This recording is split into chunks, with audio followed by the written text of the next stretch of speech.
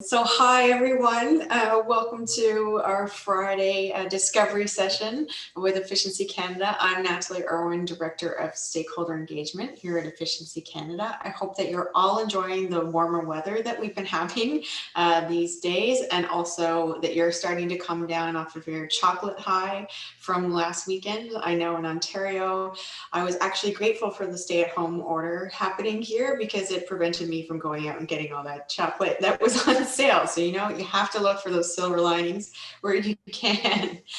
So before we get started, a reminder to everyone that our guest speaker will present today for approximately 20 minutes, and then we'll open the floor to questions. So please use the Q&A box at the bottom of your Zoom screen to type in any questions you have. I'll narrate those for you. And then, or you can raise your hand and I can unmute you and you can ask your question directly. So without further ado, I'd like to welcome our guest speaker here today, Geneviève Gauthier from National Director and Stakeholder Strategic Innovations at Econoler, who will be sharing the role of energy efficiency plays in achieving a carbon neutral infrastructure. Thank you for joining us today. Thank you, Natalie. Thank you for the invitation. So like Natalie said, I will be presenting on carbon neutral infrastructure and the role of energy efficiency. Just a few words on the Econoler. It's a consulting firm operating in more than 150 countries, including Canada and all provinces. And we've been around for about 40 years. We've completed more than 4,000 projects. The one thing I want to say, and that's going to be all, then I'll concentrate on the topic, is that what's unique about our organization is that we work both with the governments and the energy efficiency agencies on energy conservation strategies, policy programs, and all this sort of like assignment. But we also work with building and industrial site managers. So it's really, we work on both sides of the fence, which I believe gives us a unique perspective, and the result, that unique perspective will be shared with you during that presentation. It will be 20-minute summary of one-day training on carbon neutrality I gave about 2 or 3 weeks ago for, in the industrial sector. I gave also that training, half of the training in the building sector just before Christmas, and I believe that CIET, Canadian Institute of Energy Training, will be offering that training in English this fall. But I also said that the training, the one-day training, is some sort of a journey I'm offering that start with the climate science and the carbon cycle, really like in the deep science into it, and that ended with the screw and the bolts. So it's really a journey. It's very interesting, and the idea behind that is to understand why do we need to reach carbon neutrality and how. And that's what I will present in 20 minutes. I picked a few ideas from the training to really focus on energy efficiency, because there's a lot more than energy efficiency when we're trying to reach carbon neutrality. So it's really dedicated to understanding how energy efficiency is positioned among the different tools available to reach carbon neutrality. But it's going to go fast. It's going to go fast. So I know we have 20, 30 minutes, 35 minutes at the end for discussion and questions. So I'm really looking forward to all your questions. So for the presentation, because it's short, I decided to concentrate on the what, the who, the where, the how, and the typical questions we ask. So the what is the what? So what is carbon neutrality? There are, and that's the one thing that we see with that I figure when I really try to understand what is carbon neutrality, is that term is used not in the same way by different organizations, different governments, and so on. So the way the Quebec government or the BC government see carbon neutrality is different from the federal government, is different from other jurisdictions around the world.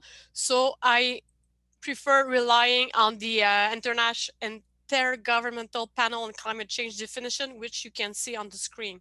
So carbon neutrality is really when like the CO2 emissions that are induced by human are balanced globally by what we extract from the atmosphere. So it's really like how much CO2 I put, how much greenhouse gas emission I put in the atmosphere, how much I remove, and when it's balanced, it's carbon neutrality.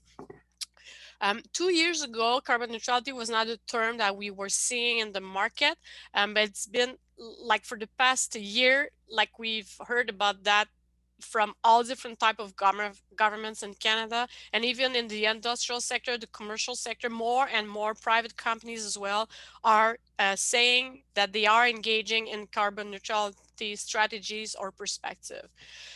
A term that I haven't heard anyway for in the until like 6 months ago or something like that was carbon negativity. So it's even more aggressive than carbon neutrality. So what it is that when you actually extract more greenhouse gas emission from the atmosphere than you emit as humans in general. So that's the what. So that's what I will be speaking about. Not the why. The why is this is the reason why. This is a highly sophisticated graph that explains the why. I will like just briefly tell the story of the graph, but the why resides in the concept of remaining carbon budget. And the remaining carbon budget in 2018 was estimated at 420 gigatons equivalent of CO2 in the atmosphere. I haven't seen a more an official number that's that 2020 number or something like that. That's been like that number is 3 years old. I've read a few experts saying that it's now already down to 300 gigatons. What it means exactly is that this is how much carbon. This is just the amount of carbon, the maximum amount of carbon we can put in the atmosphere, so to prevent so that the probability of maintaining the temperature increase below 1.5% will be 67%. What it means is that if we put more carbon than that specific amount into the atmosphere, the chances are, the probability are very high that we won't reach our target, the 1.5 Celsius that the international community agreed on. In simple words, it means that at current global emissions, that means that by 2030, if we continue to emit the same rate of GHG emissions as we do now, climate change will happen for sure. That's basically what it means. So we have to, so that's why carbon neutrality comes into play, is that the more we wait to reduce emissions, the more we spend that carbon budget. So it means that the more aggressive will have to be the target of reducing GHG emission. And at some point, people have started realizing that it's somehow already too late when we look at all the ineffective we are at reducing GHG emissions. So we will have to shoot not for carbon neutrality, but for carbon negativity. So that's the why. The why we want to achieve carbon neutrality as fast as possible, and the why we at some point will have even to reach carbon negativity. I don't want to spend like too much time on explaining the different emissions and so on and so forth, but this slide summarizes it somehow. So there are like, and it's important for the rest of the talk, but when we look at carbon neutrality and carbon negativity, we look at scope 1, 2, and 3 GHG emissions. So maybe you're already familiar with those terms, or maybe not. So I'll just like let you know what they are, generally speaking. Scope 1 are direct emissions from your organization. And now I'm talking like if I was talking to your clients meaning like building managers or industrial site managers. So scope 1 emissions are really the emissions that they will emit on site while maybe they're burning a natural gas to heat the building, whether it's coming from the process, like in the aluminum industry, they are emitting GHG emissions that's not energy related. So it's everything that's related to what's happening on site, what's under the control of the organization. So it's all those emissions. Scope 2 is mainly the carbon footprint linked to the electricity that we purchase from the grid. It's more than that. It could be the steam, the chilled water, and so on and so forth. All the energy sources that are coming from outside, as the GHG emissions attached to that. And scope 3 is one that becomes very much important for industries that are in the mass market, cosmetic, and everything that we purchase as consumer. Their scope 3, those organizations that are selling us their product, their scope 3 emissions are a lot bigger than their scope 1 and 2, meaning that they import a lot of goods, they transport a lot of goods. So the scope 3 emissions is everything that's related to upstream emissions. So the material, the raw products that they use, that they package, and so on and so forth. And scope 3 is downstream emissions as related to how the product product is consumed, transport, and so on and so forth. The one thing that we have to understand when we think about the Canadian context that's related to the where is that the scope 2 emissions that's related to energy, the electricity production mainly, the GHG attached to that kilowatt hours that each of us are consuming change quite a bit from like coast to coast. So as you know, like the electricity mix is very different from one province to another. And when we think about like designing federal policies or federal energy efficiency programs, things like that from a federal perspective, it's a bit hard because energy efficiency and GHG emissions most often goes hand in hand. You reduce energy, you reduce GHG emissions. When it comes to electricity, sometimes it's decoupled. And I always like to give the example that if I change a light bulb in Alberta and if I change a light bulb in Manitoba, for instance, it's going to be the same light, the same technologies. It's probably going to be more or less the same investment costs required. The savings, energy savings will be a bit different, but the carbon footprint of that very same measures, that very same initiative will be very, very much different. And that's one of the challenges that we face when we have to look at policies or programs from a federal perspective, or when we work with clients that have installation or industrial sites all across Canada. So now, how to reach carbon neutrality? This is more or less based on experience we had developing carbon neutral strategies for portfolio of buildings or portfolio of industrial sites. It's not something that's meant to be rigid. It's the tools that we work with that we always adapt depending, but those are more or less the different pillars to reach the carbon neutrality. And I explain just a bit what they are so you better understand where does energy efficiency fits within one of those tools. Asset management is related to for instance, can I identify the building occupation? Do I use the right building for the right thing? Do I have offices and what used to be warehouses? Is the ventilation is okay? So it's everything that has to do with managing the assets, renewing the building stock, using the building for the right purposes, and it's everything that's not strictly engineering related, but that falls within those who those who are responsible for managing the assets and buildings and portfolio and buildings and so on and so forth. GHG and energy management is everything that has to do with things similar to ISO 50001 energy management system, things that have to do with operational excellence in operational efficiency, things that have to do with benchmark, understanding where you consume energy, benchmarking it against your own buildings, your own facilities, or benchmarking it against best industry practices. We're in the soft side also. It's related to energy efficiency. It's not retrofit per se. It's really understanding how much I consume, how much should I consume, and what can I do from an operational perspective to decrease energy consumption and decrease GHG emissions. In that case, it's not always linked because in carbon neutrality, we have to realize that energy in some industry will represent most of their GHG emission footprint, but in some others, it will represent just a small portion of it because industrial emissions are more from the processes are more important. But that's one of the pillars that we found that is interesting in reaching carbon neutrality is everything that has to do with understanding where you consume, where you emit, and controlling it. Then energy efficiency, as you know more or as much as I know about it, is everything that has to do with retrofitting the lighting, the HVAC system, the processes, building envelope, and everything that us in the energy efficiency sector, we are very familiar with. So the idea is to provide the same level of services or the same quality of products or good that is manufactured, but with equipment that consume less energy. So in GHG and energy management, we're trying to use to optimize what we consume for those services and product and goods. But energy efficiency, we really look at the systems and try to produce the energy we require with the less primary energy as possible. District energy system is another pillar. It's mainly for the commercial sector, for the building sector.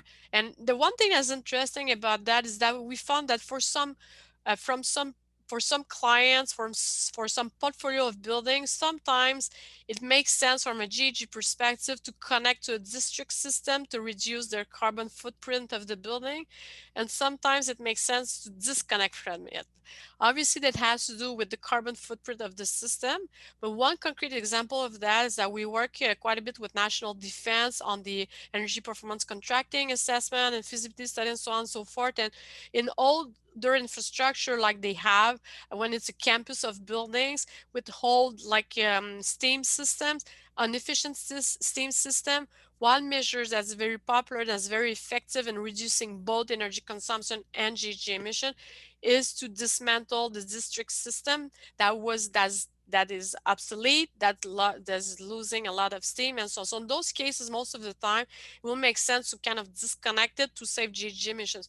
In other cases where there's a district systems that is partially powered by renewable sources, whether it's renewable electricity or solar or any other renewable energy sources, carbon footprint of the steam might be very low. So in some cases, it makes sense to disconnect our natural gas boiler or oil boiler and connect to the district system. So that's one that's kind of like interesting that because the answer is not the same for any project or any cases. One other pillar is fuel switching. Fuel switching has to do with switching from gas to electricity in some cases, from oil, natural gas, everything to do with looking at the right energy sources and choose the one that has less carbon attached to it.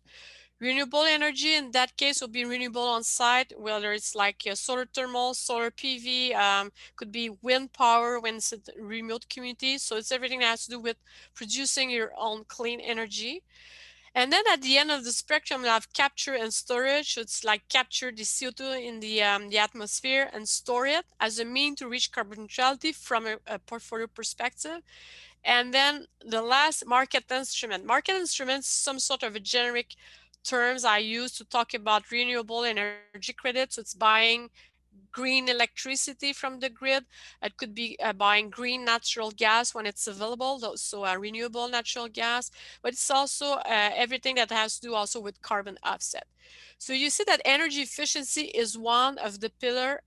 Well, we can say like one or two. It's kind of linked to a few of them, but in the sense, in the traditional way of thinking about energy efficiency, which is to retrofit an equipment, is one of the different tools we have or the organizations have to reach carbon neutrality. I'll skip that slide, but I'll go real quick. Is when we work on the carbon neutral strategy, the idea is to try to find all different opportunities to reduce the GHG emissions of an organization to zero by looking at the different measures that are either energy efficiency, asset management, district heating, and so on and so forth. So on so far, and then calculate what's the approximate capital costs, annual OEM cost change, life cycle costs, etc.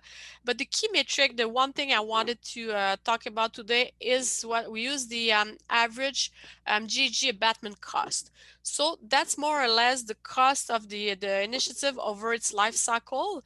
It's divided by the number of tons for the duration of the project that we are reducing.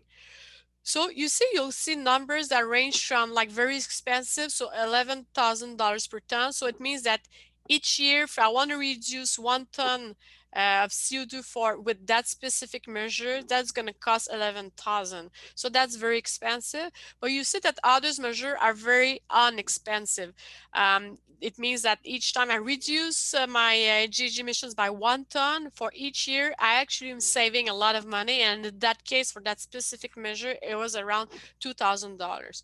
And that's more or less the range we've found in our studies, is that's sum up in that curve. So when we work on strategy, what we're trying to do is like identify all the different measures, energy efficiency being a lot of those measures, obviously, and categorize them from the most profitable, because the first measures that we put forward to decrease GHG emissions are profitable, up to the one that are more expensive.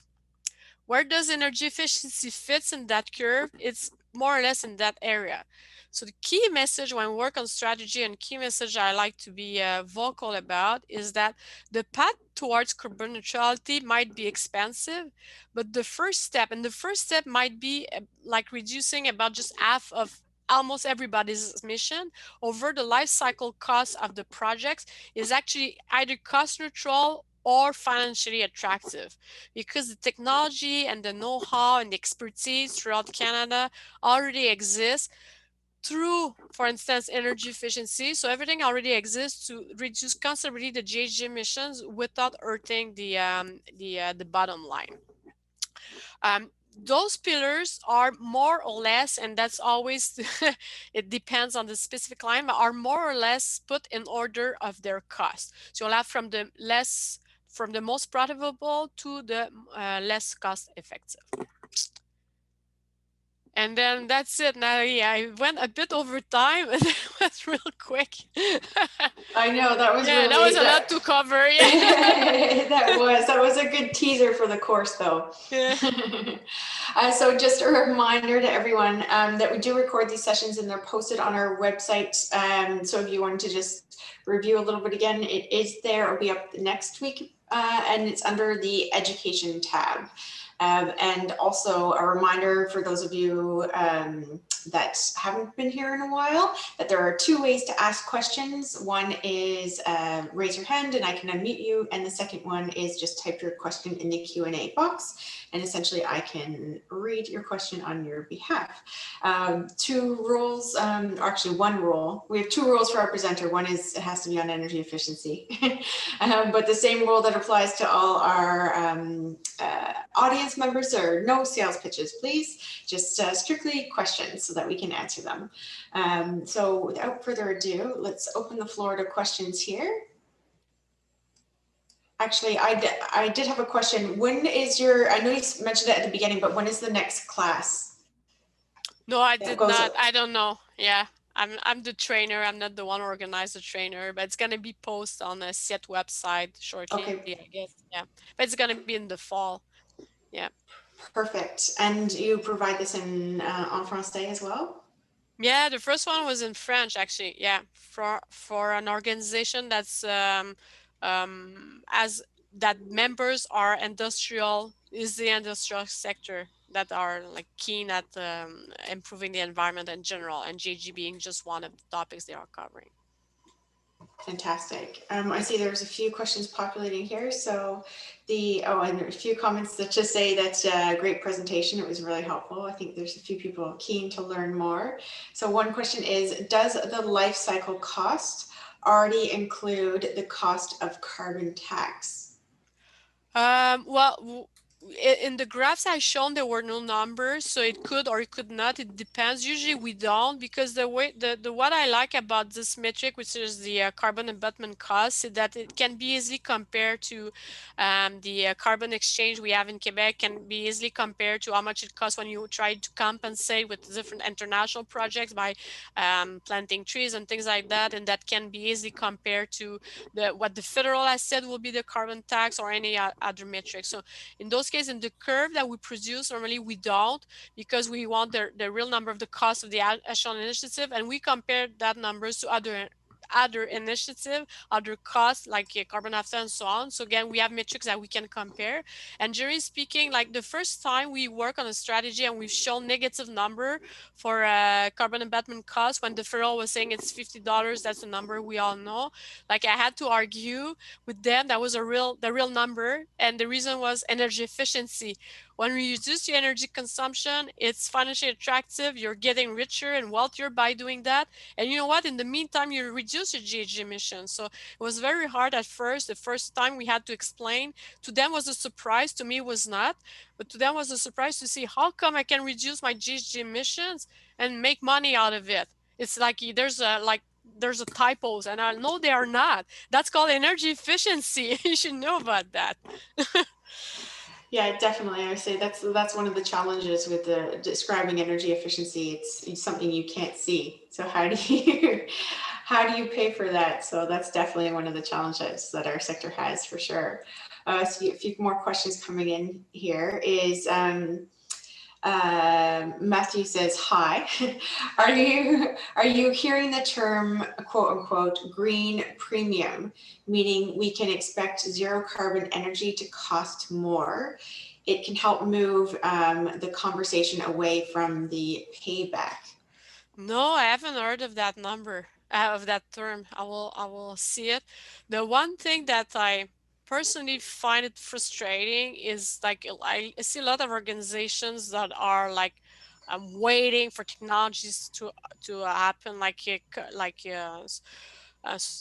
thermal storage and solar PV less expensive and so on and so forth. And I'm all for, I have like a technology background before I joined Econoler. I'm very keen on new technology and so on and so forth. But the one thing that get me a little bit mad sometimes that stop waiting because energy efficiency can lead about half the way it's financially attractive and you can reduce GHG emissions. And by the time you do everything that needs to be done, will be in 2030, something like that. And the technologies will be more evolved, will be less costly and so on and so forth. So I'm not too sure me about the fact that collectively it's going to cost more to become carbon neutral in general, because I really have faith in the technologies that are developing, but I'm saying at the same time, let's act now.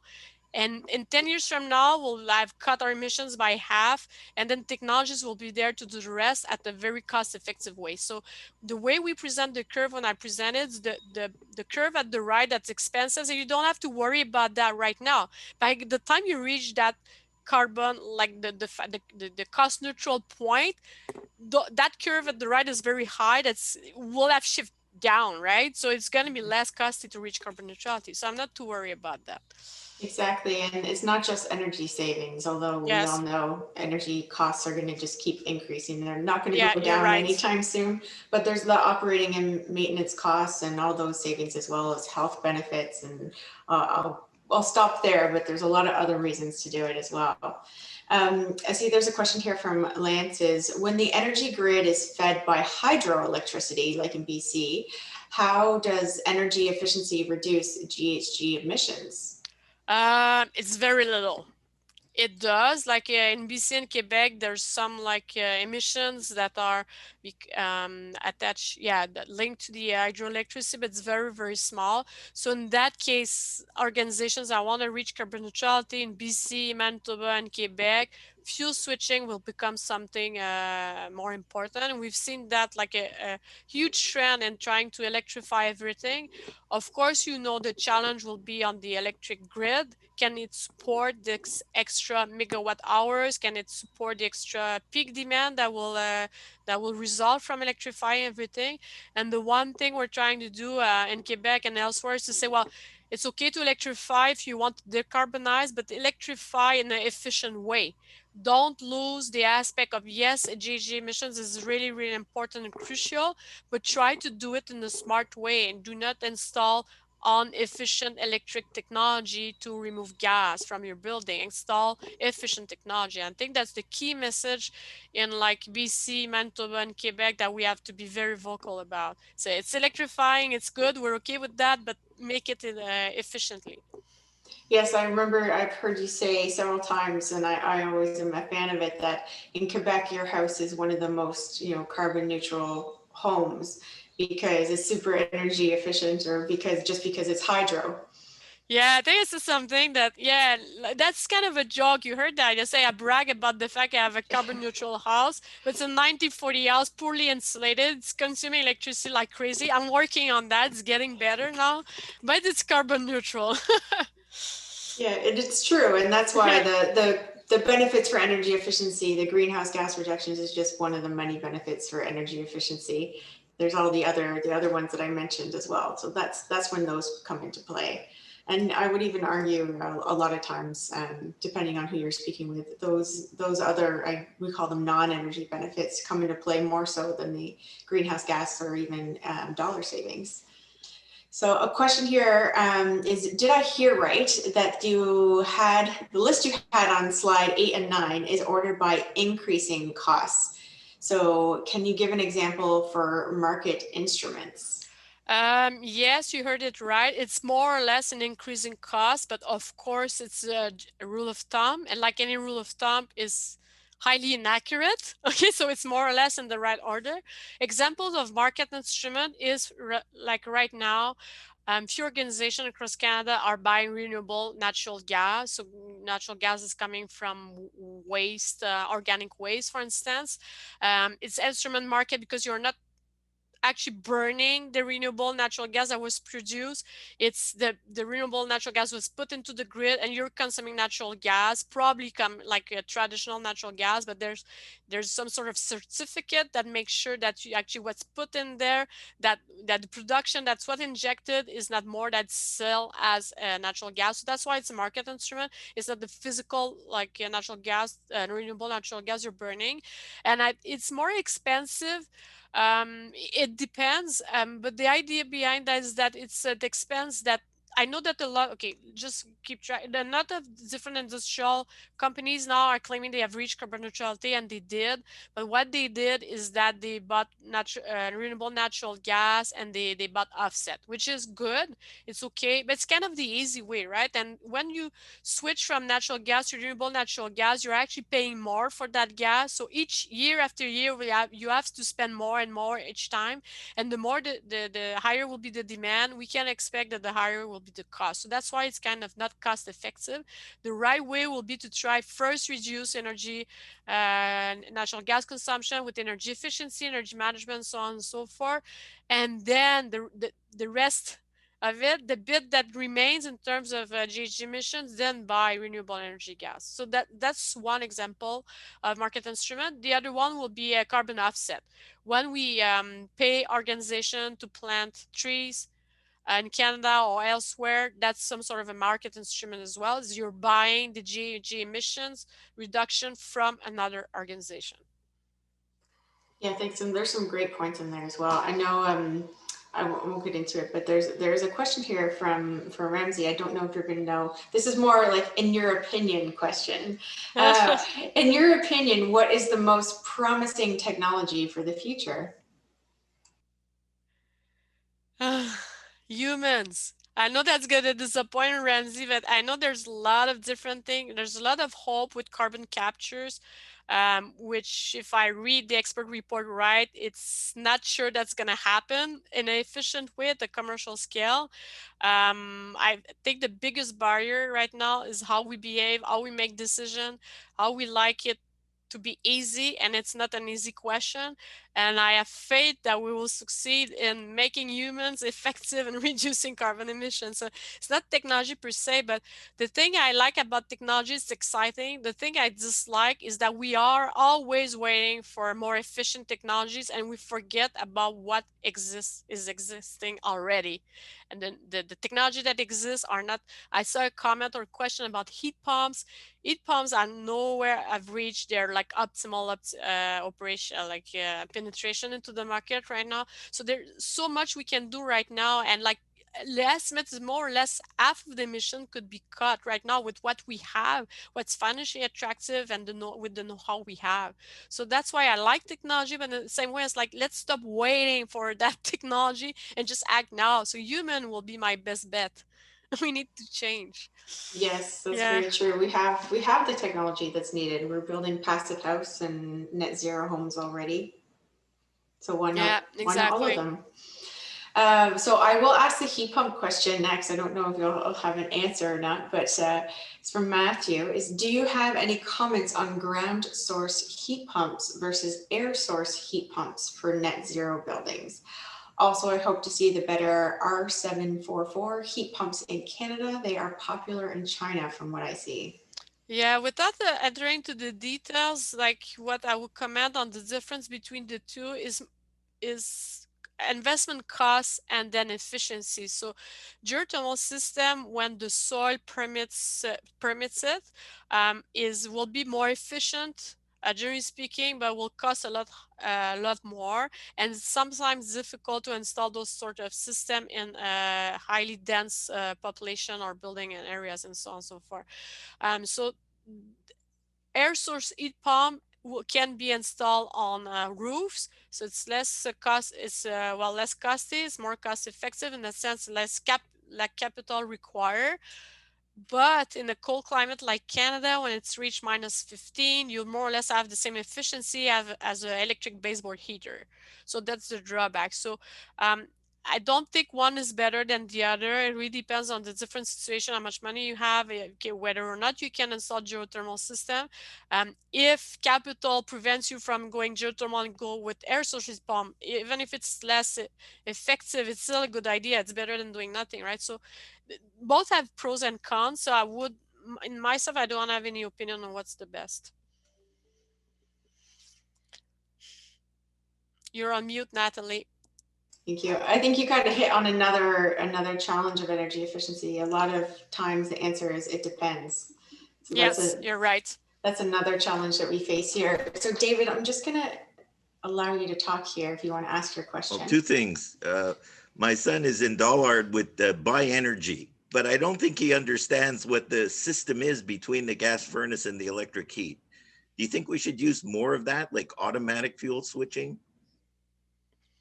I kind of miss your point at the beginning, David, though. So the question, I get it, but the Hydro-Quebec offers yes. Oh, yeah. the buy energy, which yes. my son has in Montreal. Yes. And so he has a natural gas furnace, which is, you know, a cost of gas and the GHGs. But then he doesn't really understand when does Hydro-Quebec kick in, and, you know, as he wants to save, he can use more electricity. He also has a heat pump instead of an air conditioner. But shouldn't there be incentives from Hydro-Quebec to facilitate that? In the past there was, there's none now. Should it be I think your question was also, should it be automated? Yes, and then a lot of building manager and owner does have automated system. One thing we're yet to see is that in the new plan for economy verte, like green economy plan from the Quebec government that was released in the fall, they said something around, we have two distribution system, electricity and natural gas, and they'll have to work hand in hand in the future. So that's a nice vision. That's a vision that's shared both by Énergir, the gas utility, and then the electric utility, Hydro-Québec. But even them don't know exactly what it means yet. So at least they share the same vision. It's the government encouraged them to work hand in hand in that regards. But what it will mean, we're not sure. Probably my guess would be it's going to be something around electrifying more technologies in buildings, industrial, but making sure to use the natural gas as a source when there's a peak demand through automated system. But I'm not sure I'm not sure about, if it's going to involve some sort of like different tariff for doing that, which I suspect this is what's going to happen, but I don't know for a fact. I would say the old buildings in Montreal who are going to try to get to 55% reduction is they have to do the building envelope. You know, adding electric heat or switching when you have crappy windows is just waste. Thanks. Well, David, we might argue also that when you look at all new buildings that are built across Canada, it's all glass. I know. Whoever look at it, it's still a mistake. But I mean, it can We have to change the codes. Thank you. Yeah, I think that's preaching to the choir here on that one. Another question from Rajiv here is, how can adoption of carbon negative technologies be expedited? So 2030 or 2050 is closer to us than we think it is. My wish is that all of us right now, we're like about 80 participants, that we all have the same message, the message being the technology and the know-how already exists right now to do half the walk through carbon neutrality, and stop waiting. Look at what's coming, be prepared for technologies and so on, but act now. And I think some of it has to do with what Efficiency Canada is doing, engagement, communication, make people realize that we can go a lot further into reducing our GHG emissions with energy efficiency. That's the one thing. And then I forgot the second thing I want to say. What was the question again? What do we need to do to convince? Yeah, okay. There's something that the federal government has started doing, and then we see it coming in Quebec and other provinces. We'll see how it goes. It depends on election, on the different elections. But I've seen some like COVID, some sort of stimulus package coming from some private organization that are requesting organization to have carbon neutral strategies or plans or things related like that. So that's another instrument, is when the government attach funds to specific targets, to specific objectives. That will be that could change quite a bit the market as well. So if we are all very vocal about how energy efficiency can support the fight against climate change, and in the same way the government saying, well, we're ready to help you with your enterprise or for such and such project or whatever, but you need to you need to try to get carbon neutrality, have a plan, and demonstrate that you're doing as much as you can to reach it if you want to get the money. I think with those two instruments per se, or I think we could go a lot farther than we are right now. Yeah, definitely. I know Efficiency Canada, we've only been around for 2.5, going on 3 years now, and we've done quite a bit, but it's definitely, our voices are louder and stronger together. So those decision makers, so political decision makers that have a lot to say on different policies that get implemented, building codes, rebates, that kind of thing. Definitely they listen to more people. So if more people speak up, the more likely it is to happen. So thank you for that, Geneviève, as well as we actually currently have the low income letter on our website now. So if you haven't signed it, it's very easy. Go to the website under take action. You'll see the low income letter, enter your postcode, and it will automatically populate your elected official. And you can edit it or just hit send, which is very easy. We're starting to make some noise. We got picked up by CBC, a national, and a few others, which is exciting to see that there is some noise being created, but we can always do more, and hopefully we'll see the results in the upcoming budget for 2021. I'm just cautious of the time here, so I'm just going to end the questions at this point. So thank you, Geneviève, for coming and giving us a teaser of your training presentation here today. It was fantastic. I know I learned a lot as well, as always, so I do every week. So next week, our friends from Puma Utility Monitoring from the West Coast are going to join us to present a simple method and real world examples that have helped their clients quantify the impacts of COVID-19 on their energy bills. So that'd be really interesting as well. And also, if you are interested in presenting, our presenters each week are either other charity or nonprofit organizations, along with our allies. So if you're curious about joining Efficiency Canada as an ally and supporting our work, you can find the information on our website, or feel free to reach out to me directly, and I can answer any questions you have about our ally program.